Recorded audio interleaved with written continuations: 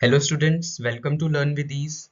Today we are going to start with the first chapter of our class 10th science book, that is chemical reactions and equations. So before starting with the lecture, हमें class 9th के दो concepts आने चाहिए of physical changes and chemical changes. Physical changes क्या होते हैं? It is a temporary change that can be reversed. ये basically वो चेंजेस होते हैं जो परमानेंट नहीं होते, हम वापस से जो चीज मतलब टूट कर जो बनी है वो वापस हम पा सकते हैं, जैसे कि for example melting of ice. Ice जो था वो सॉलिड फॉर्म से लिक्विड फॉर्म में मेल्ट हुआ, पर उस लिक्विड से हम वापस से वो सॉलिड आइस पा सकते हैं अगर हम उसे फ्रिज में रखते तो ये जो चेंज था ये क्या था, एक फिजिकल चेंज था, क्योंकि हम उसको रिवर्स कर सकते हैं। टॉकिंग अबाउट केमिकल चेंज क्या होता है? It is a permanent change that can not be reverse generally. ठीक है, ये एक ऐसा चेंज होता है जो टेम्पररी नहीं होता, इट इज परमानेंट, और इसे हम रिवर्स नहीं कर सकते। For example burning of food, कुछ एनसीईआरटी के एग्जाम्पल्स देखे तो कर्डलिंग ऑफ मिल्क हो गया, दूध का दही बनना, और कुछ एग्जाम्पल्स फर्मेंटेशन ऑफ ग्रेप्स, ये सब हो गए केमिकल चेंजेस के एग्जाम्पल।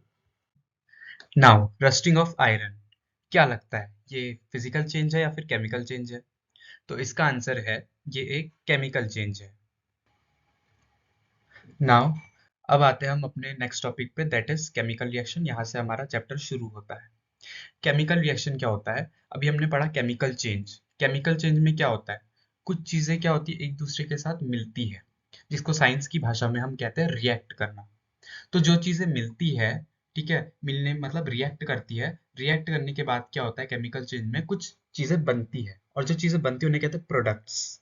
जो चीजें एक दूसरे के साथ रिएक्ट करती है उन्हें कहते हैं रिएक्टेंट्स, और जो चीजें बनती है उन्हें कहते हैं प्रोडक्ट्स। तो इस पूरी प्रोसेस को केमिकल चेंज की में ये जो प्रोसेस होता है, इसमें रिएक्टेंट्स एक दूसरे के साथ रिएक्ट करके प्रोडक्ट्स बनाते हैं, इस पूरी प्रोसेस को कहते हैं केमिकल रिएक्शन। यही यहाँ पर लिखा भी हुआ है कि a process in which the reactants react to give products is called a chemical reaction. ठीक है, और ये क्या होता है, ये एक इंपॉर्टेंट पॉइंट है, it is a chemical change. ये जो ये डेफिनेशन है ये इंपॉर्टेंट है, ये एग्जाम में भी आती है, तो इसे आप लर्न कर लें। अब समझते हैं केमिकल रिएक्शन का रिप्रेजेंटेशन। ठीक है, अब एनसीईआरटी में तीन तरीके के रिप्रेजेंटेशंस बताए गए हैं केमिकल रिएक्शन के। पहला है सेंटेंस फॉर्म। सेंटेंस फॉर्म में मतलब क्या होता है, जो भी हमारा रिएक्शन है उसे हम पूरा सेंटेंस बना के लिख देते हैं। जैसे कि हमारी एनसीईआरटी में जो फर्स्ट एक्टिविटी है जिसमें हम मैग्नीशियम रिबन लेते हैं, उसे ऑक्सीजन की प्रेजेंस में जलाते हैं और मैग्नीशियम ऑक्साइड बनता है, तो उसी को पूरा सेंटेंस फॉर्म में अगर हम जब लिखते हैं कि जब when a magnesium ribbon is burned in oxygen it gets converted to magnesium oxide. अब ये वाला जो प्रोसेस है इसको बोलते हैं सेंटेंस फॉर्म। ठीक है, इसे क्या कहते हैं, इसे कहते हैं हम सेंटेंस फॉर्म। अब ये जो प्रोसेस है इट इज क्वाइट लॉन्ग, बहुत ही बड़ा है और बोरिंग लगता है, तो इसके लिए हम क्या करते हैं, थोड़ा और सिंपल वर्जन बनाया गया केमिकल रिएक्शन को रिप्रेजेंट करने का, that was word equation. Word equation में हम क्या करते हैं, डायरेक्ट डायरेक्ट लिख देते हैं कि मैग्नीशियम प्लस ऑक्सीजन, मतलब ये दोनों रिएक्ट करें, इनको हम कहते हैं रिएक्टेंट्स। इसके नीचे लिखा भी हुआ है कि इन्हें रिएक्टेंट्स कहते हैं क्योंकि ये दोनों एक दूसरे के साथ रिएक्ट कर रहे हैं, और ये मिलने पर क्या दे रहे हैं, मैग्नीशियम ऑक्साइड दे रहे हैं। मैग्नीशियम ऑक्साइड जो बना वो क्या है, हमारा प्रोडक्ट है। और इसके बीच में जो एरो लगा रखा है हमने, दिस एरो इंडिकेट्स, ये एरो इंडिकेट कर रहा है कि ये दोनों जो मैग्नीशियम और ऑक्सीजन है रिएक्टेंट्स, ये प्रोडक्ट्स में बने हैं। ठीक है, रिएक्टेंट्स प्रोडक्ट्स की तरफ जा रहे हैं, ये उस चीज को रिप्रेजेंट कर रहा है। ठीक है, अब बात करते हैं अगले की, थर्ड फॉर्म। अब ये भी जो था, अभी इससे जो पुराना वाला जो पार्ट था वो भी क्या था, थोड़ा लेंदी था, तो उसको और शॉर्ट करने के लिए हमने क्या करा, केमिकल इक्वेशन बनाई। केमिकल इक्वेशन में क्या करते हैं हम, केमिकल फॉर्मूला यूज करते हैं इंस्टेड ऑफ वर्ड्स। मतलब जैसे मैग्नीशियम और ऑक्सीजन हम ऐसे लिख रहे थे, magnesium plus oxygen it gives magnesium oxide, इतना बड़ा ना लिखकर हम लोग क्या कर देंगे, डायरेक्ट डायरेक्ट हम सीधा क्या करेंगे, केमिकल फॉर्मूला यूज करेंगे। जैसे मैग्नीशियम का केमिकल फॉर्मूला अगर हमें पता है Mg, तो हम ये डायरेक्ट लिख देंगे Mg। ठीक है, ऑक्सीजन का पता है O2, तो डायरेक्ट O2 लिख दो। ठीक है, और ये क्या दे रहे हैं, ये वाला जो एरो होता है, इस एरो को हम कहते हैं इट गिव्स, साइंस की लैंग्वेज में कहते हैं इट गिव्स, और ये जो MgO है इसे कहते हैं मैग्नीशियम ऑक्साइड। इस वीडियो में मैं ये मान के चल रहा हूँ कि आपको जो प्रोडक्ट्स फॉर्मेशन है वो आता है, आपने क्लास 9th में सीखा है। इनकेस अगर आपको नहीं आता है तो आप कमेंट्स में लिख सकते हैं, हम आपको ये जरूर बता देंगे। ठीक है, तो ये होता है केमिकल फॉर्मूले का यूज करके हम केमिकल इक्वेशन लिखते हैं इस तरीके से। अब इन केस अगर अब हमें ये जानना है कि कहीं पर केमिकल चेंज, जिसे हम अब कहेंगे केमिकल रिएक्शन, अगर कहीं पर केमिकल रिएक्शन हुआ है या नहीं हुआ है, अगर हमें ये जानना है, तो उसके लिए कुछ चीजें होती है जो हम नोटिस कर सकते हैं। जैसे कि अगर किसी चीज का कलर चेंज हो जा रहा है तो हम कह सकते हैं कि वहां पर केमिकल रिएक्शन हुआ है। अगर किसी चीज से मतलब कोई चीज एक किसी चीज के साथ मिली और उससे गैस इवॉल्व हो रही है, मतलब गैस निकल रही है, तो हम वहां पर भी कहेंगे कि केमिकल रिएक्शन हुआ है। अगर कहीं पे टेम्परेचर चेंज हो रहा है, मतलब कोई चीज पहले ठंडी थी बाद में गर्म हो गई, तो हम कहेंगे तब भी केमिकल रिएक्शन हुआ है। एक और चीज होती है चेंज इन स्टेट। स्टेट मतलब सॉलिड, लिक्विड और गैस। जैसे कि अगर कोई चीज सॉलिड थी बाद में लिक्विड बन गई, तो ये क्या हुआ, स्टेट चेंज हुआ। तो अगर कहीं पे चेंज इन स्टेट देखने को मिले तब भी क्या होगा, हमारा केमिकल रिएक्शन हुआ। एक लास्ट चीज होता है फॉर्मेशन ऑफ प्रेसिपिटेट। प्रेसिपिटेट क्या होता है, ये हम लोग अभी लास्ट में सीखेंगे। ठीक है, ये भी एक कंडीशन होती है for to tell whether a chemical reaction has occurred और not. Now let's go ahead. अब आता है बैलेंस केमिकल इक्वेशन का कंसेप्ट। बैलेंस केमिकल इक्वेशन क्या होती है पहले समझ लेते हैं। ठीक है, a chemical equation in which the number of atoms of each element is the same on both sides is called a balanced chemical equation. एक ऐसी इक्वेशन जिसमें अगर हमारे मतलब अगर हमने एक नॉर्मल केमिकल इक्वेशन लिख ली, जैसे अभी हमने मैग्नीशियम वाली लिखी थी कि magnesium Mg+O2 it gives MgO। अब ऐसी इक्वेशन जिसमें नंबर ऑफ एटम्स दोनों तरफ, ये जो एरो था हमारा, उसके दोनों तरफ अगर नंबर ऑफ एटम्स अगर बराबर है, तो वो जो इक्वेशन होती है उसे हम बैलेंस केमिकल इक्वेशन बोलते हैं। ठीक है, that is called balance chemical equation. अब इन केस अगर वो इक्वेशन बैलेंस नहीं है, मतलब अगर if the number of atoms on both sides is not equal, तो वो जो इक्वेशन होती है उसे हम कहते हैं अनबैलेंस्ड इक्वेशन। ठीक है, ये एनसीईआरटी में लिखा है तो एमसीक्यूज में आ सकता है। ठीक है, और एक और इंपॉर्टेंट पॉइंट, अनबैलेंस्ड इक्वेशन को हम स्केलेटल केमिकल इक्वेशन भी कहते हैं। ये इंपॉर्टेंट है, ये एमसीक्यूज में पूछ सकता है। ठीक है, ये स्केलेटल केमिकल इक्वेशन कहते हैं। ठीक है, अब होता क्या, अभी अब एग्जांपल से समझते हैं बैलेंस केमिकल इक्वेशन को। अब समझते हैं reason for balancing a chemical equation. Chemical equation को हमें बैलेंस करना ही क्यों पड़ रहा है, हमें टॉपिक पढ़ी क्यों रहे हैं। अब ये टॉपिक हम इसलिए पढ़ रहे हैं क्योंकि 9th क्लास में हमने एक टॉपिक पढ़ा था law of conservation of mass करके, जो क्या कहता था कि मास can neither be created nor be destroyed in a chemical reaction. मतलब जो टोटल मास होगा एलिमेंट का, वो क्या होगा, रिएक्टेंट में भी उतना ही रहेगा और प्रोडक्ट में भी उतना ही रहेगा। मतलब बिफोर अ रिएक्शन और आफ्टर अ रिएक्शन जो मास होना चाहिए वो कंजर्व्ड रहना चाहिए, सेम रहना चाहिए। तो इस law of conservation of mass को फॉलो करने के लिए हम इक्वेशन को बैलेंस करते हैं। Got it. अब आते हैं नेक्स्ट।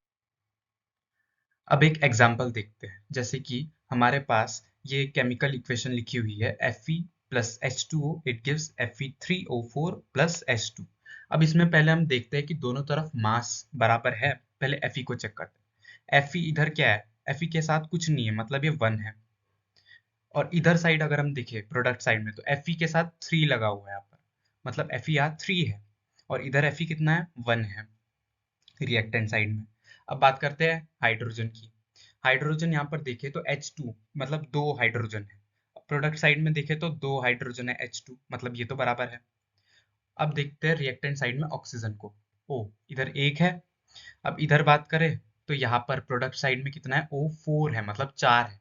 मतलब एक तरीके से क्या देख रहे हैं हम कि रिएक्टेंट साइड में जो मास है वो मास प्रोडक्ट साइज के मास के बराबर नहीं है। तो ये जो इक्वेशन है मतलब ये अनबैलेंस्ड है। अब इस इक्वेशन को हमें क्या करना पड़ेगा, बैलेंस करना पड़ेगा। अब बैलेंस करने के लिए हम क्या करते हैं, कुछ स्टेप्स है जो एनसीईआरटी में बताए गए हैं। इवन दो वो थोड़े से बोरिंग स्टेप्स है, ये जो टॉपिक है इससे हाफ या 1-2 नंबर का ही क्वेश्चन आता है, उससे ज्यादा का नहीं आता। तो हम उतना डिटेल स्टेप से उसे नहीं सीखेंगे, हम उसे डायरेक्ट सीखेंगे। जैसे कि स्टेप्स क्या है, स्टेप 1 क्या करो, वो एलिमेंट लो जिसमें सबसे ज्यादा नंबर ऑफ एटम्स है। जैसे कि इस इक्वेशन में देखें, अगर हम, ये अनबैलेंस्ड इक्वेशन है, इसमें चारों रिएक्टेंट प्रोडक्ट कहीं पे भी दोनों तरफ देखो, कोई ऐसा वो ढूंढो, कंपाउंड ढूंढो जिसमें सबसे ज्यादा नंबर ऑफ एटम्स है। अब अगर हम इस इक्वेशन में देखें तो Fe3O4 जो है ये वाला, इसमें सबसे ज्यादा नंबर ऑफ एटम्स है ना। मतलब हम क्या करेंगे, इसको सेलेक्ट कर लेंगे। अब हमने ऐसा क्यों करा, क्योंकि जिसमें सबसे ज्यादा नंबर ऑफ एटम्स होते हैं ना, उसको बैलेंस अगर हम करें तो कहीं ना कहीं हमारी इक्वेशन जो होती है वो पूरी बैलेंस होने लग जाती है। जैसे कि हमने अब ये ले लिया। अब दूसरा स्टेप क्या है कि इसमें से भी क्या करो, ये जो Fe3O4 लिया है इसमें से भी वो एटम लो जिसके सबसे ज्यादा एटम्स जुड़े हुए हैं। जैसे कि Fe देखें अगर हम इसमें तो 3 है और ऑक्सीजन जो है वो 4 है। तो हम क्या करेंगे, ऑक्सीजन को सेलेक्ट कर लेंगे। ऑक्सीजन को सेलेक्ट कर लिया हमने। ठीक है, अब ऑक्सीजन को सेलेक्ट करा और अब हम ऑक्सीजन का नंबर देखेंगे। इस साइड ऑक्सीजन का नंबर है कितना, 4 है। ठीक है, ऑक्सीजन का नंबर यहाँ पर कितना है, 4 है। अब ये तो है प्रोडक्ट साइड में। अब रिएक्टेंट साइड में अगर हम ऑक्सीजन का नंबर देखें तो कितना है, 1 है। ठीक है, 1 है। अब इधर है 4 प्रोडक्ट साइड में और रिएक्टेंट साइड में है 1। तो अब हम क्या करेंगे, इसे बैलेंस करने के लिए हमने क्या कर दिया, स्टेप नंबर 2 में अगर हम देखें तो हमने क्या कर दिया, यहाँ पे 4 लगा दिया हाइड्रो H2O के आगे। कोई परेशानी नहीं। अब इससे अगर अब हम देखें तो 4 ऑक्सीजन है, ठीक है, और इधर भी प्रोडक्ट साइड में भी 4 ऑक्सीजन है। अब बात करते हैं Fe की, क्योंकि ये जो Fe3O4 लिया इसमें अब Fe बचा। अब Fe की बात करते हैं। अब प्रोडक्ट साइड में देखें तो ये 3 है, रिएक्टेंट साइड में देखें तो कुछ नहीं है, मतलब 1 है। तो अब क्या करें, प्रोडक्ट साइड में 3 है तो रिएक्टेंट साइड में भी इसे बैलेंस करने के लिए हम क्या कर देंगे, 3 लगा देंगे। कर सकते हैं ऐसा। तो यहाँ पर हमने क्या करा, 3 लगा दिया। अच्छा, इसमें पहले क्या कर रखा है, पहले हाइड्रोजन को बैलेंस कर दिया, हम ऐसा भी कर सकते हैं। यहाँ पर देखो हाइड्रोजन रिएक्टेंट साइड में कितना है, 4 और 2, 4 2 जा 8 है हाइड्रोजन। और प्रोडक्ट साइड में कितना है, नॉर्मल 2 है। तो अब यहाँ पर हम क्या नंबर लगाए कि वो 8 बन जाए, तो हम आगे से 4 लगा देते हैं, तो यहाँ पर भी 4 2 जा 8 हो जाएगा। तो हमने यही करा है स्टेप में, ये वाले स्टेप में 4 2 जा 8 करके यहाँ पर अब ये बैलेंस हो गया। अब करते हैं बात Fe3 की। इधर 3, उधर 1, तो यहाँ पर भी क्या कर दो, 3 लगा दो। तो हमने क्या करा एक तरीके, और अब लास्ट में चेक कर लो इसको। रिएक्टेंट साइड में देखे तो 3Fe है, ठीक है, रिएक्टेंट साइड में 3Fe है। प्रोडक्ट साइड में देखे तो Fe3, मतलब 3Fe यहाँ पर भी है। अब रिएक्टेंट साइड में अगर हम हाइड्रोजन को देखें तो 4 2 जा 8 हाइड्रोजन है, और इधर देखें तो 4 2 जा 8 हाइड्रोजन है, मतलब बराबर है। ऑक्सीजन की बात करें तो 4O इस साइड है रिएक्टेंट साइड में, और वही 4 ऑक्सीजन के एटम्स जो है वो प्रोडक्ट साइड में भी है। मतलब ये जो इक्वेशन है अब हमारी एक बैलेंस्ड केमिकल इक्वेशन बन चुकी है। अब ये जो तरीका था इक्वेशन को बैलेंस करने का, इसे कहते हैं हम hit and trial method. Basically क्योंकि हम क्या कर रहे हैं, इसमें तुक्के मार रहे हैं। ये कोई कोई प्रोफेशनल मेथड नहीं होता। इसमें हम बस क्या कर रहे हैं, हमने क्या करा, वो एलिमेंट उठा लिया जिसमें सबसे ज्यादा नंबर ऑफ एटम्स थे। ऐसा क्यों करा, क्योंकि ऐसा करने से क्या होता है, पूरी इक्वेशन बैलेंस होने के चांसेस बढ़ जाते हैं। तो हमने क्या करा, एक तरीके से ट्रायल लिया, तुक्का मारा इसमें। इसलिए इस मेथड को हिट एंड ट्रायल मेथड बोलते हैं। ये इंपॉर्टेंट है, इसका नेम याद कर लेना, क्योंकि कभी कभी वो पूछ सकता है एग्जाम में। Now moving ahead. अब हाँ, ये एक नोट पॉइंट है। अभी हमने क्या करा, इक्वेशंस को बैलेंस करने के लिए हमने आगे से उनमें नंबर लगा दिए उनके आगे। जैसे हाइड्रोजन वाटर के आगे जो H2O का वो था मॉलिक्यूल, उसके आगे हमने 4 लगाया बैलेंस करने के लिए। अब हमें ऐसा क्यों कर रहे हैं हम, in order to follow the law of conservation of mass। इसके लिए हम क्या कर रहे हैं, आगे से नंबर तो लगा दे रहे हैं, बट ऐसा नहीं है कि हम कहीं पे भी वो नंबर लगा दे। जैसे हमें 4 लगाना था, तो ऐसा नहीं है कि हम H2O के आगे हमने ऐसे करके 4 लगाया, है ना, ये तरीका है जो ये सही है। अब ऐसा नहीं कर सकते हम कि H2O और 4, मतलब ये जो 4 है हमने ऐसे लगा दिया, इससे तो कंपाउंड का जो वाटर है, वाटर कंपाउंड वही चेंज हो गया पूरा। ऐसे नहीं कर सकते। या फिर हमने ऐसे कर दिया H2O, ये पूरा ब्रैकेट लगा के 4 कर दिया, तो ये गलत हो जाएगा, ये कुछ और ही कंपाउंड बन जाएगा, फिर ये वाटर नहीं रहेगा। तो हम हमें इक्वेशन को बैलेंस करना है, बट इस तरीके से कि वो जो कंपाउंड है वो चेंज ना हो। हमने क्या करा इसमें, जैसे यहाँ पर हमने करा, यहाँ पर हमने क्या करा, नॉर्मल 4 जो था वो आगे लगाया। तो 4 आगे लगाने से हुआ क्या, जो हमारा वाटर है ये वाला, वो चेंज नहीं हुआ, वाटर वाटर ही रहा। वही इन इन दो केसेस में क्या हुआ, हमारा जो वाटर था वो उसका कंपोजिशन ही चेंज हो गया। यही बात यहाँ पे लिखी हुई है। To equalize the number of atoms, it must be remembered that we cannot alter the formula of the compounds or elements involved in the reactions. For example, to balance oxygen atoms, we can put a coefficient 4 as 4H2O and not H2O4 or H2O whole 4। ऐसा नहीं कर सकते। I hope you got my point. Now moving ahead. अब एक chemical equation को informative बनाने के लिए हम क्या करते हैं, जो भी रिएक्टेंट्स और प्रोडक्ट्स है उनके ही सबस्क्रिप्ट में, सबस्क्रिप्ट मतलब उन्हीं के जस्ट नीचे पे हम क्या करते हैं, उनके स्टेट्स को भी मेंशन कर देते हैं। स्टेट्स मतलब कि वो सॉलिड है, लिक्विड है, गैस है, क्या है, उसको मेंशन कर देते हैं। फॉर एग्जाम्पल जैसे कि ये है हमारा, अगर हमारा गैसियस स्टेट में आया कोई भी सब्सटेंस, तो उसके लिए हम क्या करेंगे ना, उसके ही नीचे छोटा सा ऐसे लिख देंगे नोटेशन, कैप स्मॉल जी, ठीक है, ऐसे लिख देंगे। ये एनसीईआरटी में बताया गया है। अगर कोई सब्सटेंस लिक्विड स्टेट में है तो उसके लिए हम क्या करेंगे, यहाँ पर ये जो छोटा सा एल है नीचे से ब्रैकेट में वो बना देंगे। ठीक है, ये एक्वस क्या होता है अभी समझते हैं। सॉलिड स्टेट की बात करते हैं। सॉलिड स्टेट के लिए हमारे पास जो सिंबल है दैट इज स्मॉल एस। ठीक है, अब आता है एक्वस स्टेट। एक्वस क्या होता है? बेसिकली अगर कोई चीज पानी में मिली हुई है, कोई सॉलिड है, ठीक है, बेसिकली जनरली सॉलिड ही होता है। अगर सॉलिड पानी में मिला हुआ है, ठीक है, ना वो प्योर सॉलिड ही है ना वो प्योर लिक्विड है, तो ऐसे जो सब्सटेंस होता है उसे हम एक्वस कहते हैं। ठीक है, अभी हम पढ़ेंगे आगे, जब रिएक्शंस पढ़ेंगे तब समझ आएगा एक्वस क्या होता है। अभी इतना समझ लो कि एक्वस के लिए जो नोटेशन है that is small a q. ये है हमारा नोटेशन फॉर एक्वस। ठीक है, the word aqueous is written if the reactant और product is present as a solution in water. ये रिएक्टेंट का वो है, एनसीईआरटी में लिखा गया है। ठीक है, ये कुछ पॉइंट्स टू बी रिमेंबर्ड है। अब सेकंड पॉइंट पढ़ते हैं कि sometimes the reaction conditions such as temperature, pressure, catalyst for the reaction are indicated above and or below the arrow of the equation। कभी कभी क्या होता है, कुछ रिएक्शन की कंडीशन हमें दी होती है, जैसे कि टेम्परेचर, प्रेशर, कोई कैटलिस्ट। कैटलिस्ट क्या होता है? बेसिकली रिएक्शन को स्पीड से कराने के लिए हम यूज करते हैं। अगर अभी समझ नहीं आया तो जरूरी नहीं है, अभी मत समझो, आगे चल के हमें समझेंगे नेक्स्ट क्लासेस में। ठीक है, इनको भी हम क्या कर सकते हैं, ये जितनी भी हमारी रिएक्शन कंडीशंस है जो अभी मैंने बताई, इनको भी हम क्या कर सकते हैं, वो जो रिएक्शन में हमने एरो बनाया था ना उसके ऊपर नीचे लिख सकते हैं। ये सब हम क्यों कर रहे हैं? To make a chemical reaction to और a chemical equation more informative. ठीक है, अभी समझते हैं एग्जांपल से। थर्ड पॉइंट पढ़ लेते हैं, use upward arrow for evolving gas and downward arrow for PPT. अब ये वाला जो पॉइंट है, ये वाला पॉइंट आपको जब आप सेकंड लेक्चर और थर्ड लेक्चर समझेंगे, पढ़ेंगे, तब समझ आएगा, तो अभी ये पॉइंट रहने दीजिए। अब talking about the examples of first and second point देखते हैं। जैसे कि ये एग्जांपल है, हमने क्या करा, ये है हमारा H2, ठीक है, हाइड्रोजन, O2 ऑक्सीजन, और ये दोनों मिलके क्या हुआ, हमारा वाटर बन गया, H2O बन गया। कंपाउंड बनाने आपको आते होंगे। ठीक है, अब हमने क्या करा, पहले इसको बैलेंस करा। बैलेंस करने के लिए अब पहले चेक करते हैं बैलेंस है या नहीं है इक्वेशन। देखो H इधर 2 है और आगे 2 है, मतलब 2 2 4 हाइड्रोजन रिएक्टेंट साइड में है हमारे। ठीक है, और इधर साइड देखें तो 2 2 4 हाइड्रोजन इधर भी है हमारे। ठीक है, मतलब हमारा हाइड्रोजन के एटम्स क्या है, बैलेंस्ड है।